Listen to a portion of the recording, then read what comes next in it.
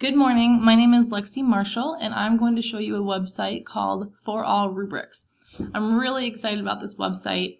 I've had a little bit of an issue giving students rubrics and the feedback that they deserve after projects and presentations while also going completely paperless. So I'm really excited. You can sign in here, or I like to just click the red Google button and sign in that way.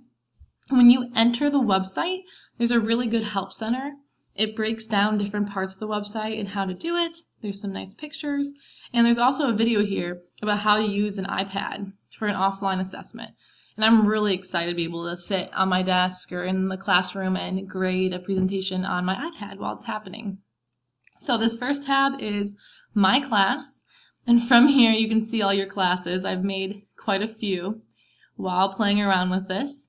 And if you want to add your own class, you go to the admin button and you're going to manage your students. From here I can add a class. Oops. And there's a few different ways to add your roster.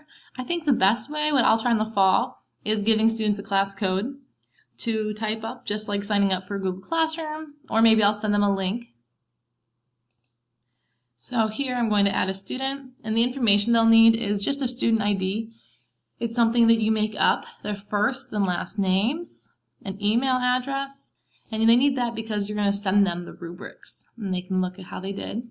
A username, which you could just use the email address. I think that's easier and less confusing, one less thing for the students to forget.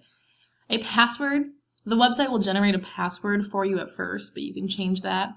Some additional fields that I did not add in, but I think might be useful. Additional email contacts, so I could put their parents' email addresses and the parents could get a copy of the rubric as well, or maybe their phone number and they could get text notifications about their rubrics.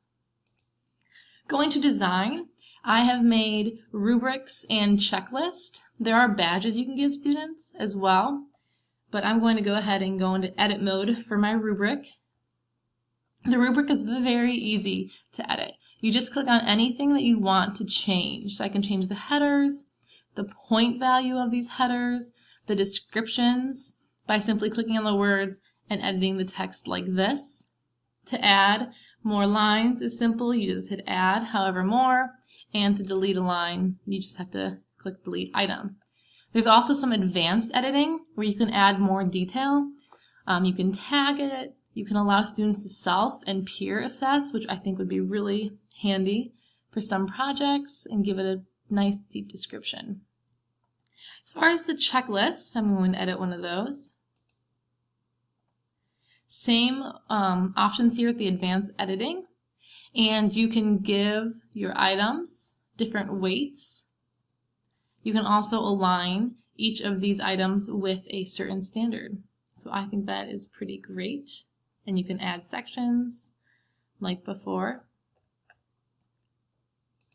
The library has other rubrics and badges and checklists already made. Some of them are pretty generic, like essays and posters, but there are some very specific ones with the Common Core standards as well, which I know will be very helpful to some teachers. Analyze is for later on, once you have all the grades in and you want to see how everyone's doing, see the grading report, things like that. So lots of options. I'm going to go back to my class quickly and show you how the grading actually works. So I'm going to find my students, and then from here I can decide what class I want to do the grading in.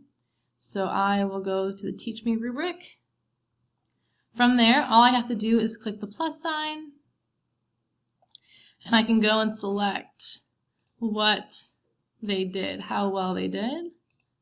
Oops, I forgot to delete that one. And hit done. When you're done, you have to publish the results right here. And the student will have their ePortfolio with all the results in it, which is really nice. They can see it, see how they did. So that was a super quick tutorial on this website. I think it's a wonderful resource, and I hope you guys enjoyed.